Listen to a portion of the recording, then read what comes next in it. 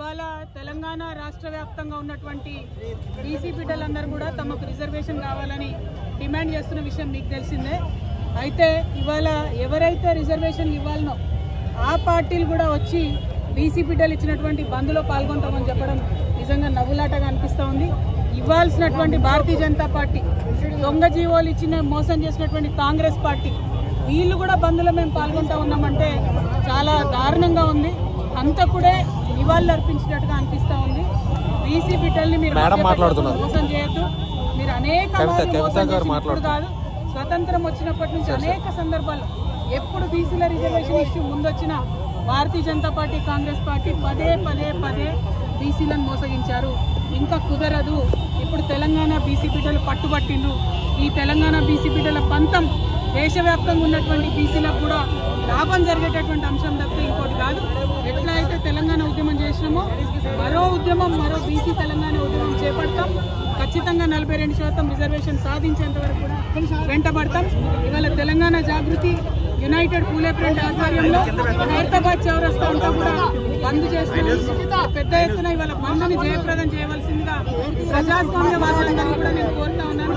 ఎందుకంటే పదే రాజకీయ పార్టీలు ఒక వర్గాన్ని మోసం చేయడం మంచిది కాదు. ఈ మోసాన్ని ఎండగడుతూ ఇవాళ బంద్ చేస్తున్నారు. కాబట్టి అందరం కూడా మద్దతు ఇవ్వాలని చెప్పి ప్రజాస్వామ్యవాదులందరినీ కూడా నేను కోరుతూ ఉన్నాను. ప్రధానంగా ఒకటండి, హైకోర్టులు, సుప్రీంకోర్టులు ఎప్పుడైనా బీసీలకు వ్యతిరేకంగానే తీర్పులు ఇచ్చినాయి.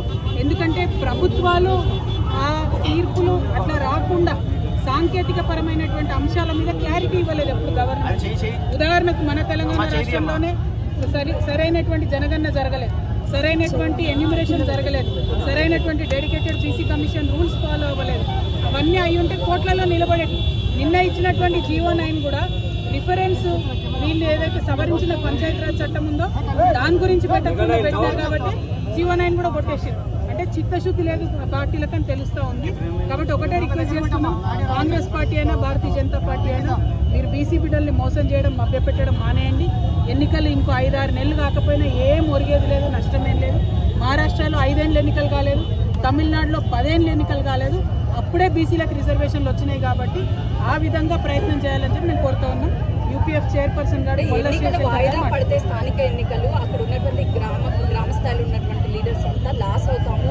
గతంలో ఉన్నటువంటి బిల్లులు కూడా ఇంకా పెండింగ్ ఉన్నాయి. మళ్ళీ అధికారంలోకి వస్తేనే బిల్లులన్నీ కూడా క్లియర్ అవుతాయని వాళ్ళు చెప్తున్నారు. మీరేమో ఎన్నికలు వాయిదా పడినా పర్వాలేదని చెప్తున్నారు. తప్పమ్మా, ఇదివరకు ఉన్నటువంటి బీఆర్ఎస్ సర్పంచ్ల బిల్లు ఆందోళన జరిగినట్టు కాంగ్రెస్ పార్టీ ప్రభుత్వం 2 సంవత్సరాల్లో బిల్లులు ఇవ్వలేదు.